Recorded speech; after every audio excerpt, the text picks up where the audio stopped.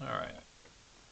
So for the rundown, probably going to do a little bit of philosophical meandering here right away, and then we're going to review a video by Amma Lipinobi that I wanted to talk about. Technically, it's a video of Amma Lipinobi reviewing a video of John Oliver's Last Week Tonight, and then maybe looking at a little bit of news stories slash coverage slash whatever, feel good stuff, and we'll say maybe that'll be it. I want to get into doing a little bit of gameplay after, but at this point, I don't know if I have the time or want to take the time. So, there's this concept of like reward versus consequence. It's one of those concepts that like I'd heard about maybe earlier on in life, but it's maybe not until later that it actually hits home in a way that you know really clicks. So actually, I think I learned about it in oh goodness, Ratchet and Clank, Crack in Time. There's a General Alistair Azimuth who has this kind of philosophy: reward over consequence. I don't know to what extent I agree with that. But I think this dynamic between reward and consequence, or advantage disadvantage, it's interesting, and it's a thing that you can't entirely rule out either one or the other, right? Reward is possible, consequence is possible. In this dynamic between the two, I think it would largely account for the variety of judgment variation that we see in people. So you can have what is effectively a perceived really bad experience with a thing, which will bias your judgment heavily towards consequence. So if you have a child whose parents are killed in a drunk driving accident, with regards to drinking, this person's judgment is going to be biased heavily towards consequence, maybe to the entirely exclusion of reward. Well, to what extent there is a reward in drinking, but they will focus on consequence and disregard any reward that might come from drink, right? Versus another person who might have had a good experience with drinking, have never abused it, but it helps loosen them up or something like that. Might have some sort of positive association with it. We'll see the reward and perhaps not the consequence that would go with it. This these things can, I think this dynamic can also lead to certain imbalances where like you can have a life experience where something comes along and hits you like a freight train and makes you think that the sun is never going to shine again, blah blah blah blah blah, to the point where it almost destroys any ability to perceive the concept of reward, and it focuses you entirely on consequence, to the point where it's like a almost a emotional monomania or something. And then you can have the other way as well, an addict or something. A person who's focusing, like they do incredibly stupid things because they're focused entirely on the object of their desire, right? The pleasure that they will get from having this thing, to the exclusion of any consequence that might come from doing that. So on the one end, you have like paranoia, depression, hatred, etc. They'll force you. Well, it will bias you towards consequence. On the other end, you have things like, well, to give a benign example, things like love, right? You could be in love with a person and see only the good in them, and to the exclusion of all the bad, right? Or with regards to an addiction of some sort of dopamine addiction, or medical chemical dependency, which will basically make you focus entirely on the reward to the exclusion of any consequence that might come as a result of that.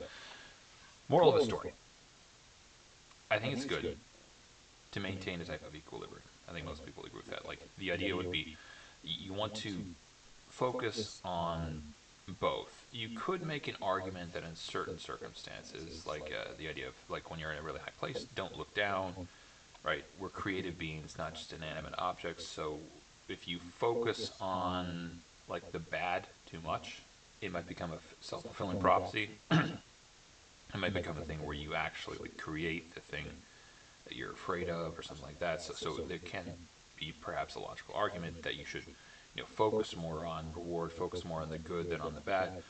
But it's probably best to have at least some sort of equilibrium, right? Not one, not the other. Focus on both of them.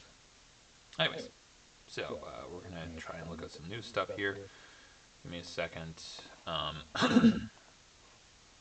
try to look up what I was doing here.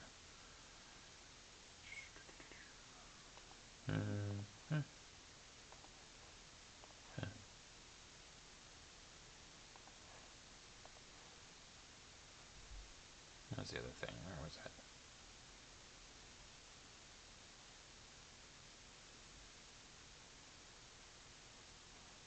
There we go. Alright, I think we're all good to go. No. Huzzah.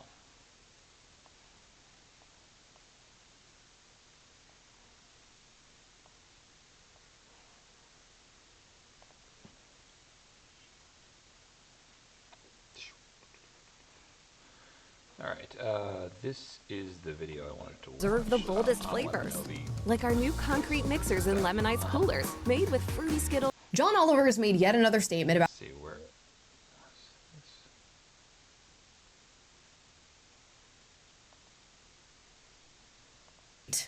Ads on that.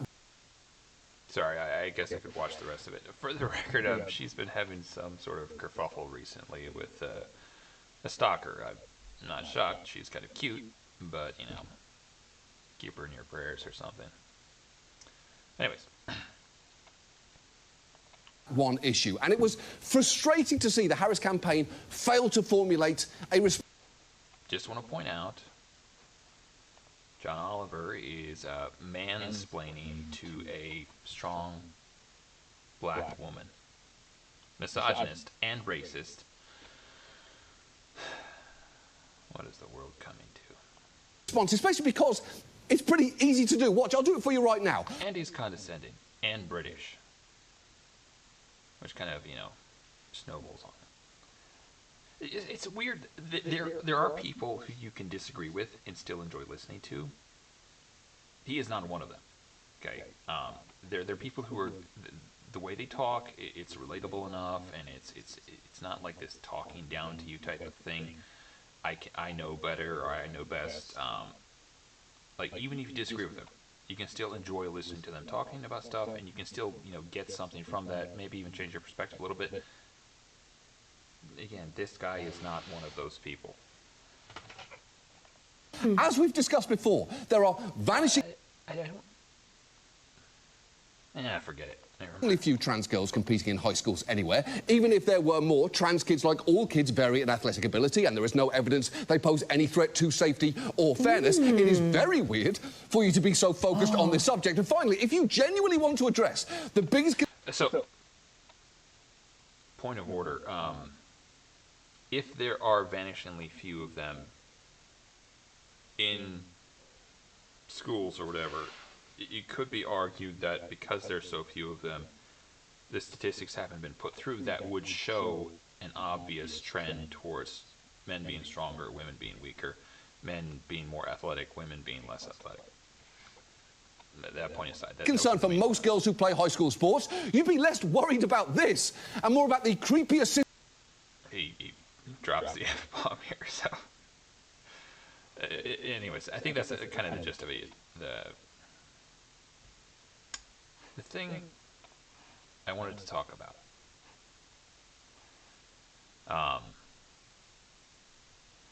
Does anything strike you as strange about this whole line of reasoning? It was a little bit strange to me. The argument would be that it seems like the argument he's making is this isn't an issue because it doesn't happen. And it's not an issue because these women, they don't necessarily display any type of athletic ability over and above the other women, the other women, right? It weirdly feels like he's saying, okay, if there were more of them, and if there were more variability in this categories that we see here between women and actual women, if it happened more often, then it would be something that women could care about and try to stop happening. it feels like one of those situations where half measures are actually worse than none at all. Because arguably, from like a maximalist standpoint, it wouldn't matter at all. These women are women in every respect of the word. So when a woman beats all the other women by a ridiculous amount in something like weightlifting, or beats the crap out of a woman on some sort of combat sport or swimming or biking or any other sports where they would maybe have a pretty significant advantage, it doesn't matter, right? It shouldn't matter to anyone who believes they are women. Because if they are women in every respect that matters, then when this woman wins and breaks another woman's record by a ridiculous amount, well, she's just bringing women forward. Therefore, it doesn't matter to what extent they are pushing biological women out of sports. They can push women entirely out of sports, and it wouldn't matter. Right? So I'm glad John Oliver and I agree that it is an issue. In his case, it seems like he thinks it is an issue. It's just not a big issue, and therefore you shouldn't worry about it. I'm glad we agree that it is an issue. I just don't think it has to be a big issue, and I don't think it has to become a thing where there's more and more, trans women pushing biological women out of sports for women to say, no, this isn't okay. No, we don't want this happening. Stop it. But, at least we came together on that single point of solidarity. So, thank you for that, John Oliver. Togetherness. Anyways, moving on. This is an interesting type of game. One of the cooler ones I've ever heard of. The Ba game is a version of medieval football played in Scotland, primarily in Orkney and the Scottish borders around Christmas and New Year's. You understand why it's a seasonal thing, because they would have to probably set up for this thing for quite a while. Ba is essentially mob football or village football. Right? How cool would that be? There's like the child in me that would be like, dude, just getting together and kicking the ball through the town, where two parts of a town have to get the ball to the goals on their respective sides. The two sides are called the uppies and the...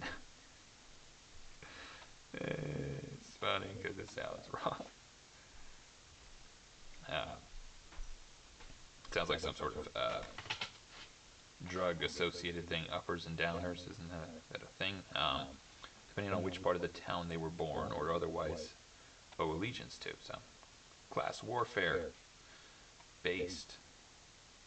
The ball must be manhandled, also based. And play often takes the form of a moving scrum. I looked this up, actually. It's pretty... It's like that thing that they do where they kind of all interlock and then they're trying to push each other back to get control of the ball. That was interesting reveal. The game moves through the town, at times going up alleyways, into yards, and through streets. Shops and houses board up their windows to prevent damage. Unlike traditional mob football, people are generally not hurt from play. It is thought at one time there may have been more than 200 similar games across the UK, with around 15 still being played today. Like, how cool would that have been? Just like a crazy game of football, like, all the way through the town. Makes me feel kind of reminiscent. I don't know. Nostalgic is probably the wrong thing. I think that's kind of... Yeah, something like that. Because like, this would have been like such an interesting thing to watch. I should look it up. They probably have some videos somewhere of something like this.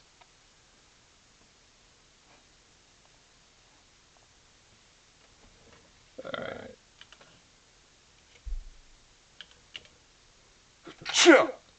Excuse me. Maybe not, but... Oh, there we go.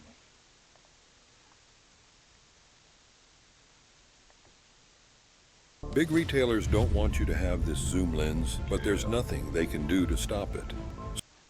Totally.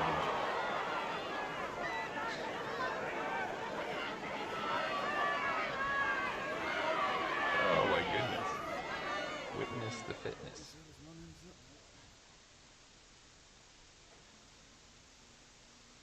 like really cool. Race war. It's just like the games are played twice a year, normally on Christmas Day and New Year's Day. Yeah, you'd think that like it's a thing where it would take a lot of probably preparation and whatnot.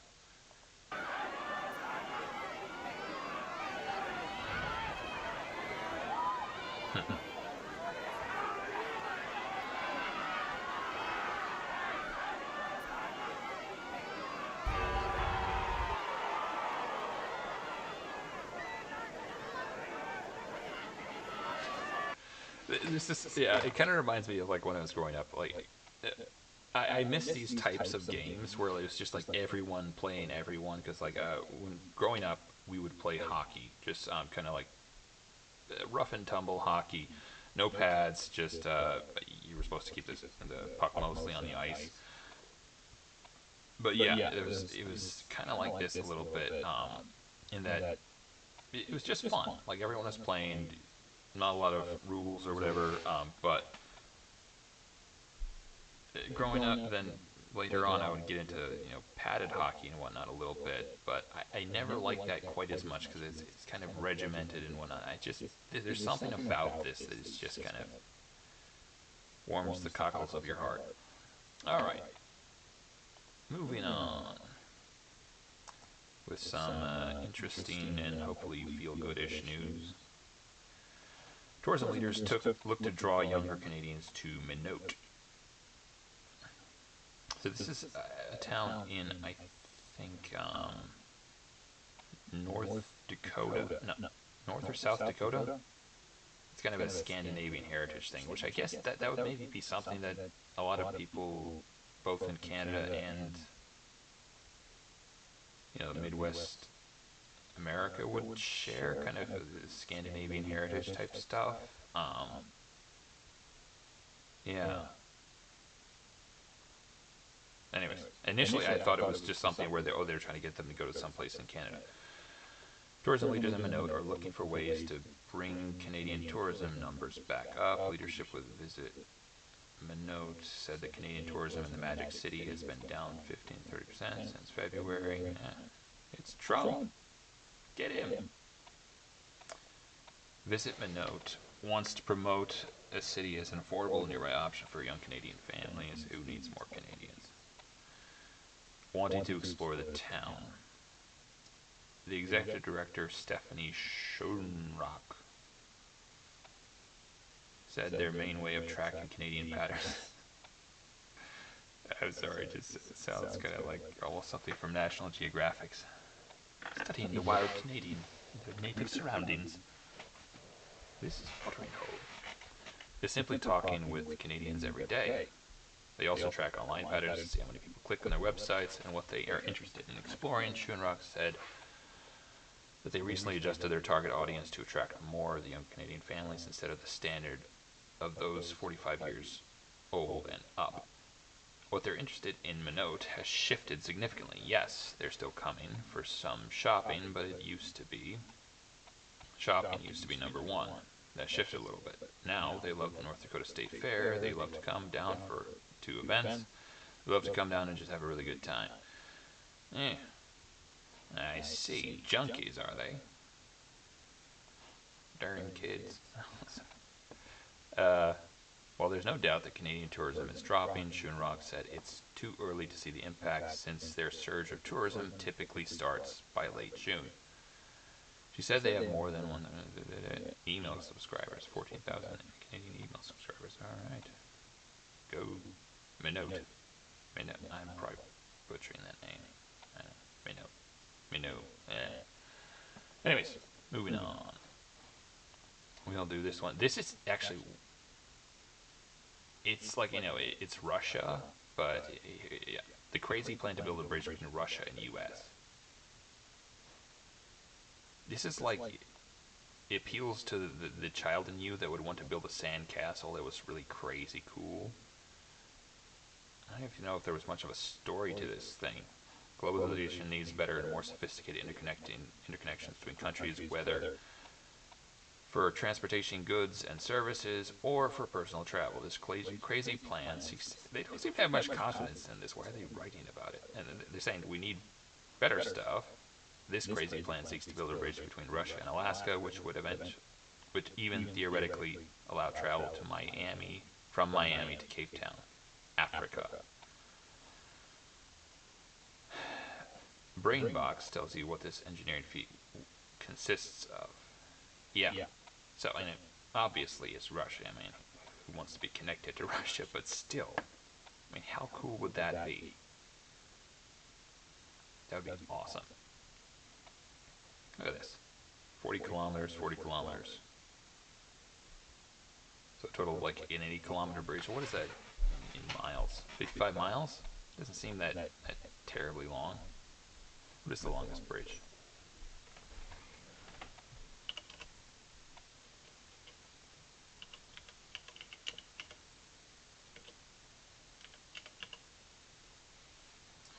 Longest bridge in the world. Dude, that's a lot longer actually. 160. Well, no, that's about the same actually. Right, it was 80 kilometers versus 80 kilometers, 80 kilometers. So that's actually, I think, about the same. Danyang Kushan Grand Bridge. This was, like what? 80 kilometers by 80 kilometers, right? No, 40 kilometers. So it is actually like about half as long. See, that's doable. That'd be awesome. I want one. Not for the globalization part. That's that is what it is. For the coolness of it.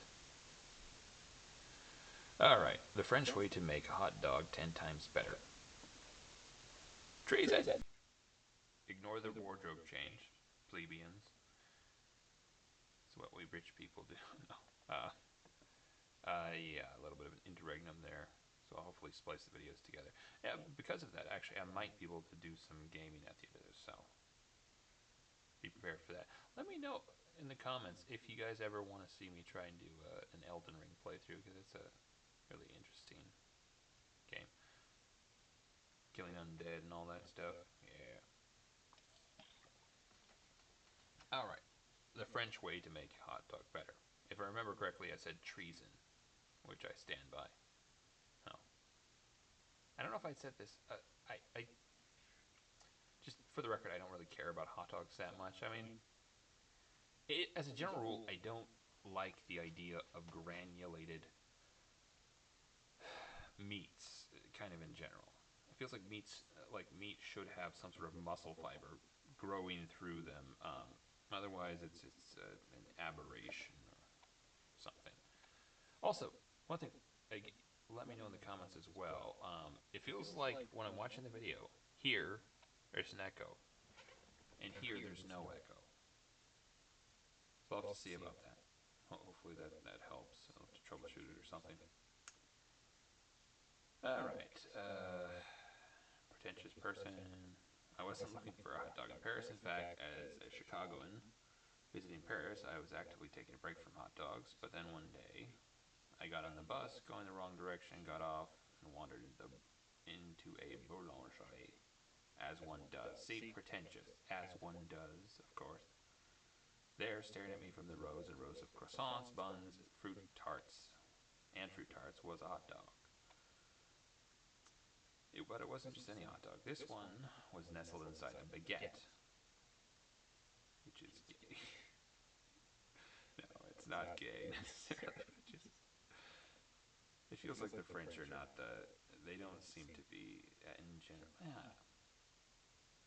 Just the picturing a man with a baguette doesn't seem very manly. Seems mildly effeminate. Anyways, this one was nestled inside a baguette and covered in cheese, baked so the top was crisp and brown. I had to have one. I ordered it, kind of as a joke, part curiosity, and every bit Instagrammable. It's one of those people who takes pictures of their food. You know, there's actually a weird story about this. I can stand to hear British people talk about food, I think, But weirdly, if I hear Americans talk about food, it feels almost like indecent. Like they're showing almost too much passion for the food in the way they talk about it. Yeah, like an inordinate amount of passion. All right. Where's here? The woman behind the counter asked me, "Chauffeur, heat it up." Obviously, oui. Yeah, yeah. See, pretentious again. I'm just picking a little bit, but it also does kind of have that tone. But of course, I don't know the person. I ate it a while waiting for my second bus of the afternoon, standing on the corner, an obvious tourist, and one from Chicago, for sure. But that first bite of the crusty baguette, the perfectly salty snap, see, I'm just imagining this in American voice, and it sounds weird. The perfectly salty snap of the hot dog, and all the melted cheese, I was in love. I had to figure out how to recreate it. Luckily, with a little TikTok and Reddit sleuthing, I found someone who'd already cracked the code. Jen Fox of Fox Nest News, Fox Nest Food. Her video walks you through the recipe step by step with a slow motion bechamel and romantic French background music to watch. Here's how to achieve it without a trip across the ocean. I think that's the end of it. Oh, wait, no, never mind. Here we go. What is a Parisian hot dog? That, apparently. It's exactly what it sounds like, a hot dog in a baguette, but of course, the French don't leave it at that. The Parisian hot dog features a fresh, crunchy baguette, long, juicy hot dog that's more sausage-like than a layer of melted cheeses. Some versions have cheese baked on top, others go the extra mile with a cheesy bechamel sauce. I'm probably pronouncing that wrong. While not a go-to order for Parisians, and in fact, I got a side eye from one in particular. It is the case that other beautifully bad decisions. Yeah, it's in the case with other beautifully bad decisions for a reason. It's downright delicious. I'm just gonna say it. The French deserved World War II. I'm kidding. That guy needs to be picked on though. Not this woman who wrote this thing, but what are the ingredients in a Parisian hot dog? Um, to make this gloriously gooey dog, you need a large baguette, hot dogs, shredded cheeses, preferably a mix of emmental, oh goodness, salted butter, flour, milk, Dijon mustard, salt, and pepper. Okay. And the French still suck. Go English!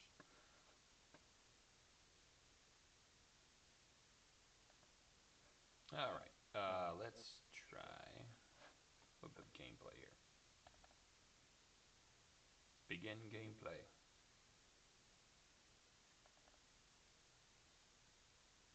So, for the record, if you're here for my charming personality alone, then you can continue watching, but that's kind of the end of the intellectual part, unless you just want to hear me rambling about stuff. So I might play a run through of this for a little while here and then be done. Again, guys, let me know if you want me to try and do a Elden Ring playthrough.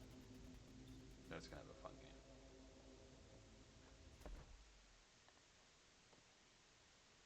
We'll see. I don't know. Maybe I'll do that. Maybe I won't.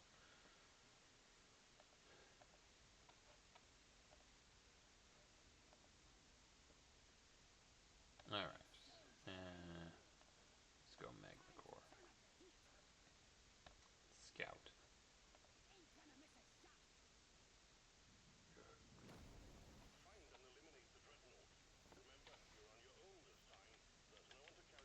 Actually, I want to. Oh goodness. Just wondering how the volume is on this thing.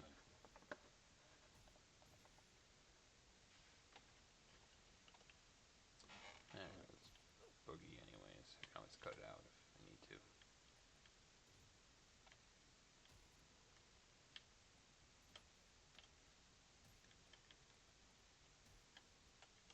No, actually, betcha.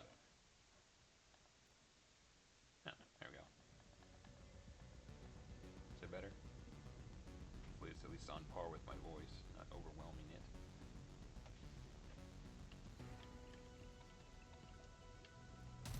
Hoorah!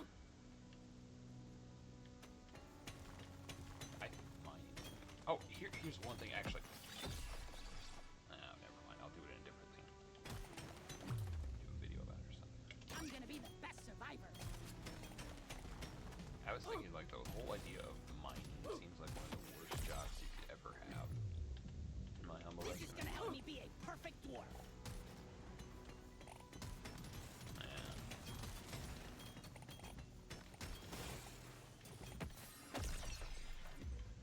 Yes, please. That's the one thing I was thinking in later levels of this, the more difficult ones, you have to kind of vary what types of perks you get. So in the other ones, you can just focus on like offense or something like that, Of a plasma carbide. movement, etc. The first you get, you can start getting like actual. We've got too much clutter for the supply pod to land. Do You something. have to start focusing on armor and life as well. This one suits me best.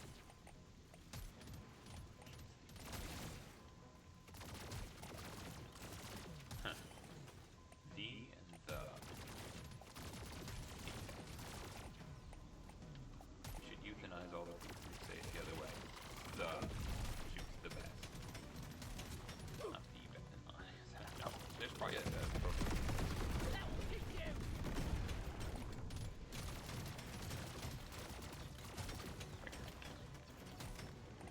Swarm detected. Get ready. They'll be with you shortly. Again, let me know if it fixes the echo.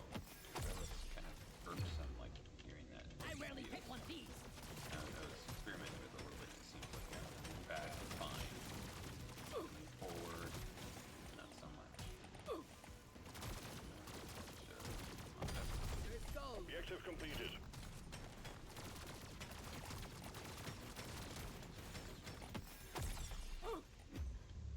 This is perfect for the build.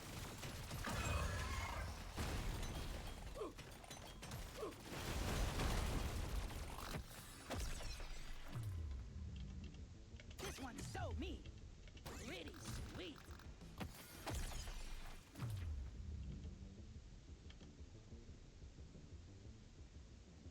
Gotta have it.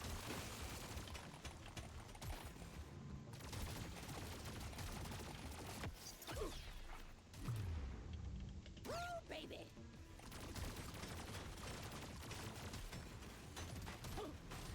You fuck down.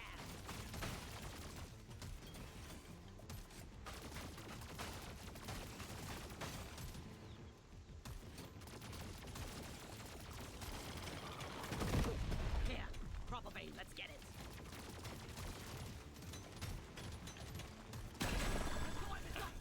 Drop pod has arrived. Get there before the timer runs out. The drop pod is not going to hang around. Oh, yeah.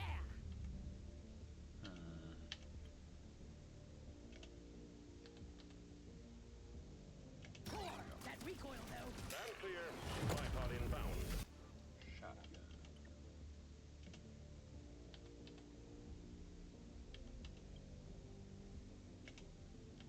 This works. You know, it irks me. Every now and then when I'm doing that, I'll accidentally choose the complete wrong thing. I'll just need to, like, in my head that I want to play. Gather up your beard and get onto that drop pod. It's about to leave.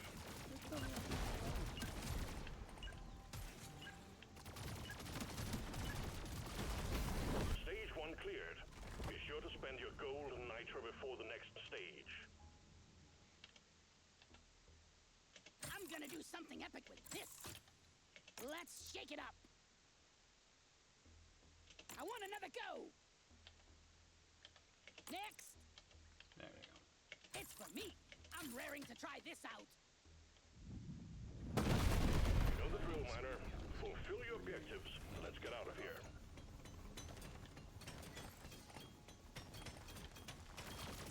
When this is done, I'm starting my own bloody mine, that's for damn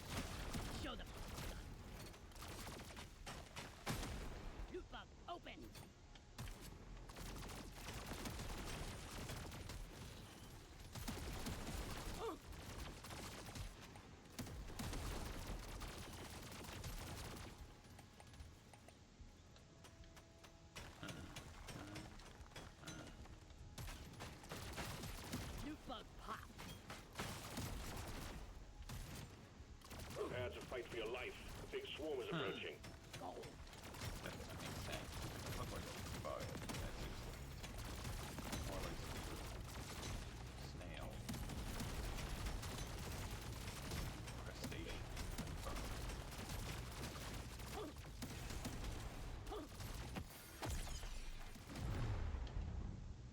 It's mine. This is gonna change everything.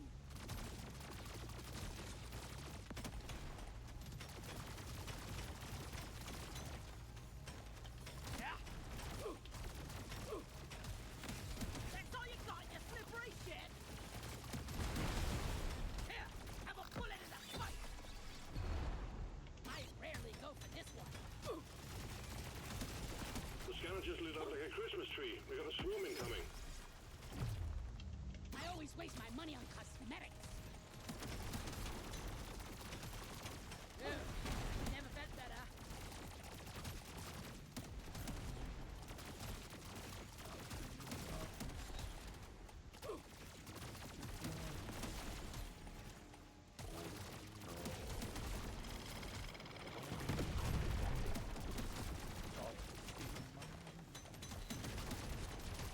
Supplies ready. Clean up the LZ.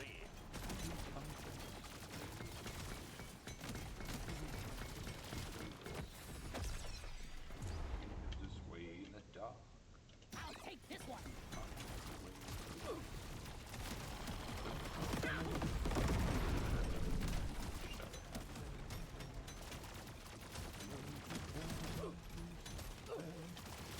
Shoot it in the face. Okay. Eat lead. See you in hell.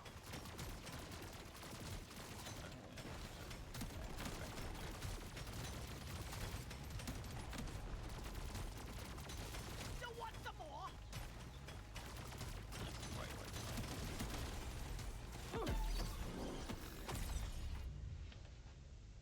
This is my pick.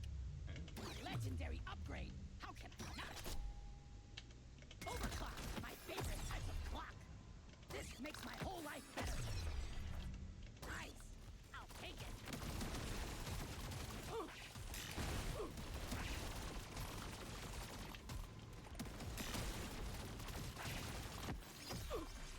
Come on. I thought they used to allow this one to have some sort of magnetic effect. Like, or it would actually get this stuff for you. I don't know if they do that anymore. Maybe they do, and I'm just being unlucky when I'm... Electric boomerangs, please.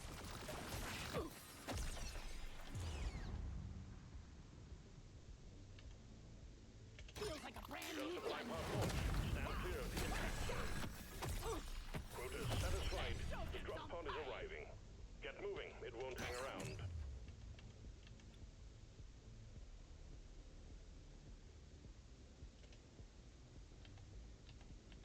I'm gonna go with this.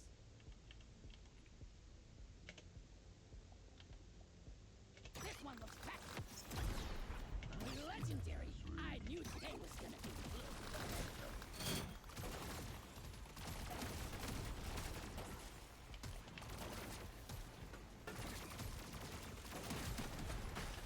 Loot bug eliminated.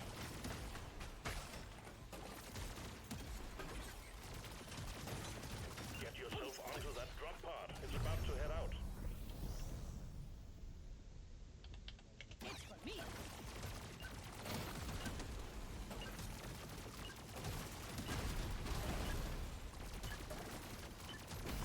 Stage 2 completed. Taking you closer to your target. This one makes me want to be a better dwarf. Pricey, but beats dying. Sure, why not? Overclock, more options. Bingo! Oh, come on. Alright. This'll do. More options. Yeehaw! This is it. Overclock says it's time to kill. He's right. I'm a new dwarf. I don't know if that's on this or not. We've got work to do and quotas to meet. You have your objectives.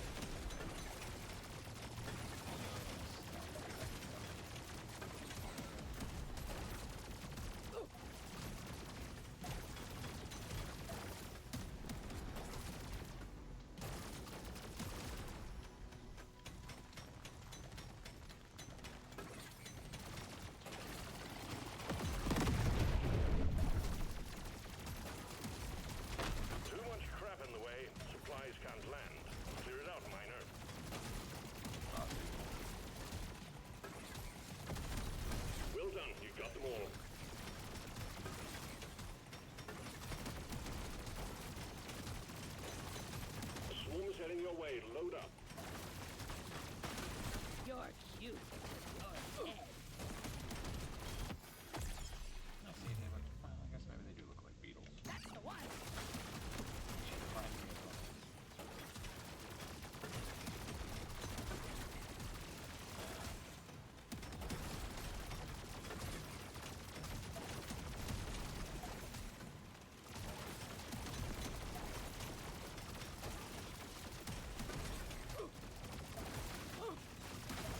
You fucked open.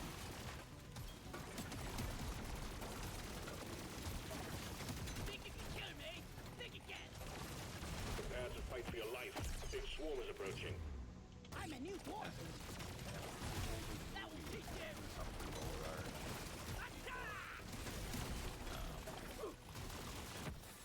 Where they would do a type of mine where it wasn't like they would get like nuggets of gold. They would, it's what they call I'm growing pages. stronger.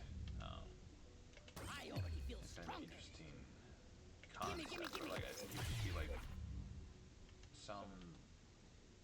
some area where there's a lot of or a high percentage That's of the gold one. ore, and then there's enough to make it worth it to actually try and get it out. The water system sift it out. I'm gonna kill you all. From what I remember, that's what it was. Power of my kin courses through me. The time is up, Frank. This is the smart pick. For the record, it didn't end up well. I believe Humphrey Bogart ended up being the bad guy, kind of not so the gold beaver. That's the end of the time. Tripod clear. Impact imminent. Nice.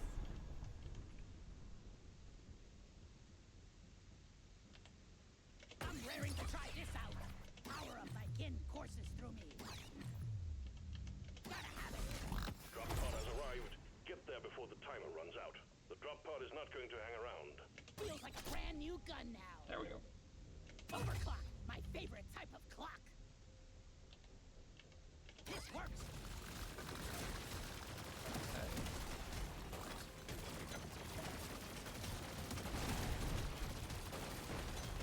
Liberty, liberty, liberty. Sure, why not?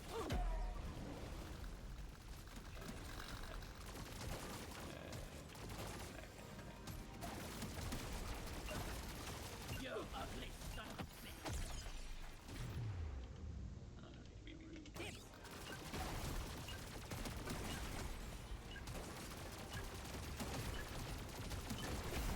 Stage 3 completed. Remember to mine for minerals as you progress deeper. No. Shan't. Dibbity dips.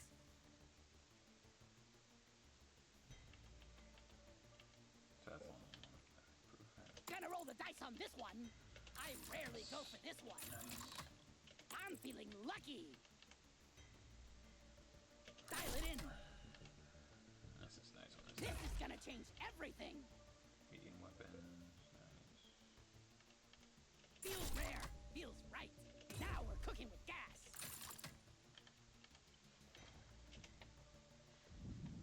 There's beasties to shoot and work to be done. Get to it, miner.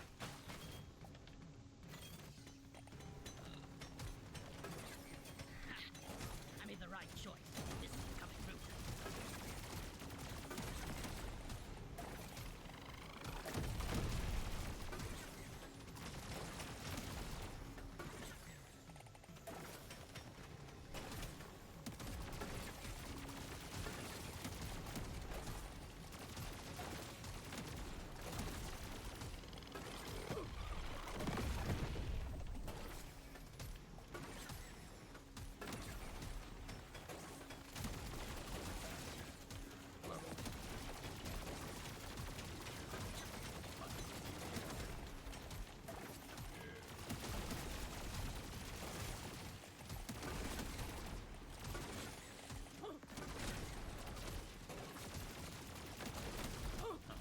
Up yet. Prepare to fight for your life. A big swarm is approaching. Mineral secured.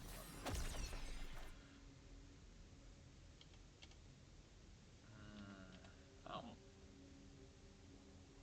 I think it's most those are medium, I think.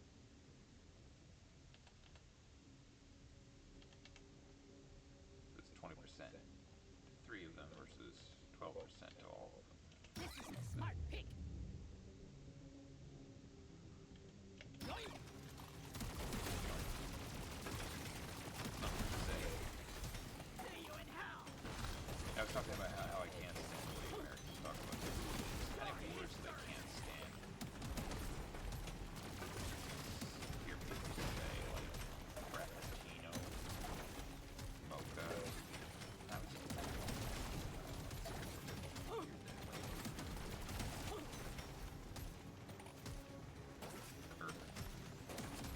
perfect one, no end.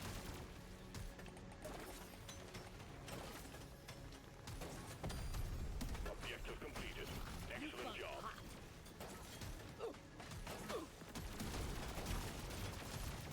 Yeah, never felt better.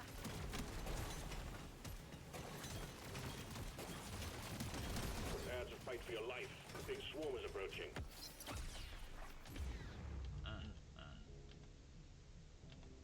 Hell yeah! Let's show them some fight! Yes! I'm not scared of you! Resupply prepared. Clear the landing zone of obstacles.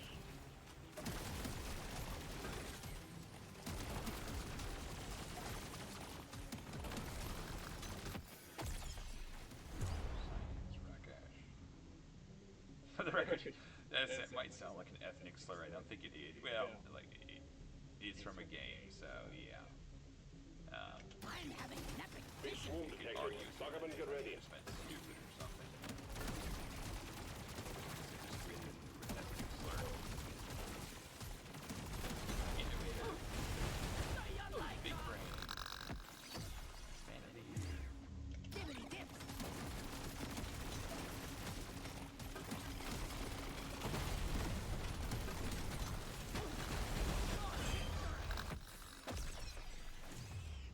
This makes my whole life better! Give me that! Much better! Thing with that boomerang going around. I don't know if I need nearly as much to gather. I'm gonna go with this! Plus, radius, which sounds weird to say. They double entendre. It's not. You might have got it. LZ ready. Resupply inbound. Sucker. I'll take this one! Drop pod has arrived. Get there before the timer runs out. The drop pod is not going to hang around. Feels rare! Feels right!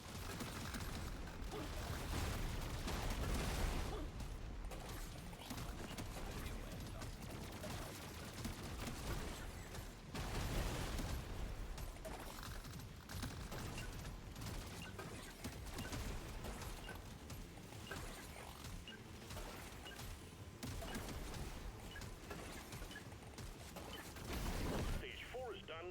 Onwards to stage 5 we go.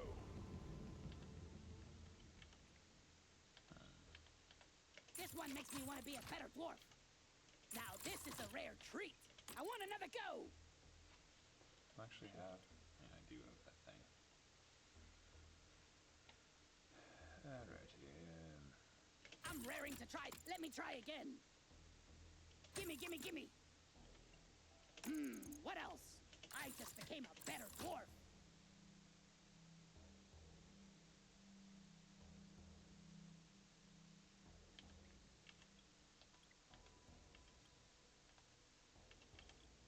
Get screwed up. This isn't covered by insurance. oh, here we go. Gonna paint my nails to match it. This is it. Destroy the cocoons and take out the dreadnought. Good luck, miner.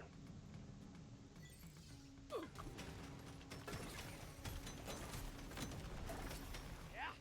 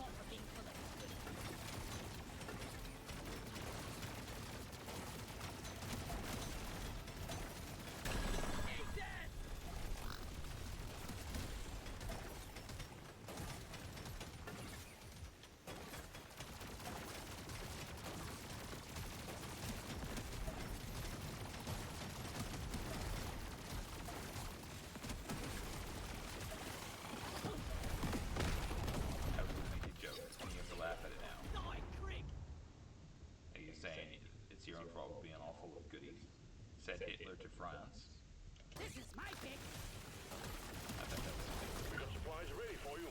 Clear the landing zone of obstacles, please. alright. Let's clear them out.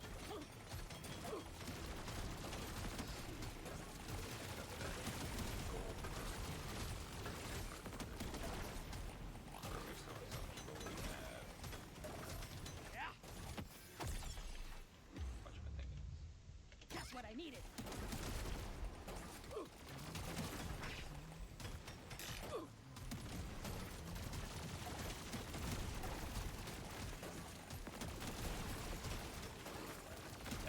There's actually a great story. Well, it's part of an anthology by Asimov. They're stuck on Mars, and robots are supposed to help them repair stuff. It's kind of Mars thinks it can kill us. Let's prove it wrong. has some conflict between the first and second model.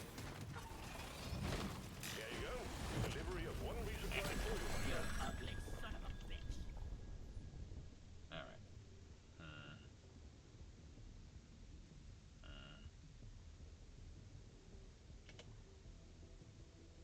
Nice. For every equipped tool per clock. Yeah, I don't know if I'd be doing much mining anyways. Wee, not too shabby.